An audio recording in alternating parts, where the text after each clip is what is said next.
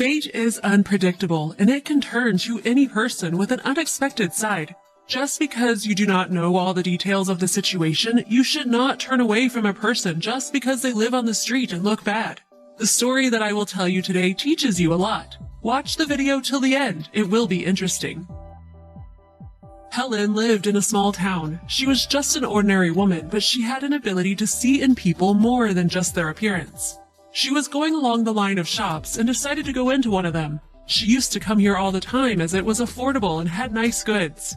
It was evening. She had worked all day that day and now she came to the shop to buy something to eat. Coming to the counter, she almost ran into a person in dirty clothes. A homeless girl was at the counter in front of her. Helen was surprised that such a young girl would look like that, but she stopped behind her, waiting for her to finish. The girl counted the coins that she had, then pointed to the flour soap and asked the seller for it. She shook her head. The soap was too expensive, and the girl did not have enough money to buy it. Helen decided to help the girl and gave her the amount of money she needed. The girl took the soap, thanked her, and walked away. The woman started to order her products, looking aside at the homeless girl in dirty clothes. The girl went towards the door, but stopped at the window for a couple of minutes. Probably she was attracted by the smells from the shop window. The woman thought that the girl was preparing to grab a bun from the window, but then she pulled her hand back. Helen felt sorry for the girl and she wanted to talk to her. She quickly paid for her purchase and left the store. In the darkness, she saw her silhouette leaving. She was going towards the city river. Where is she going at night? She called after her. The girl turned back and they sat down on a bench together. The woman offered her a bun that she had bought. The girl was hungry, so she was happy to have the delicious bun. It was clear that she had not eaten for a long time. After eating, she dried her tears and started telling her story. Her name was Anna. She was from another city. She lived there with her mother. She did not know her father at all. She came to this city with her boyfriend. Her mother did not want her to go with him, but she fell in love with him and left everything. In 3 months, he kicked her out, so she started living on the street. Anna called her mother, but she told her daughter to stay with her lover since she did not need her mother. So Anna did not go home, and she started wandering along the streets. And now her hair had become so dirty, and the girl wanted to wash it in the river while it was still dark outside.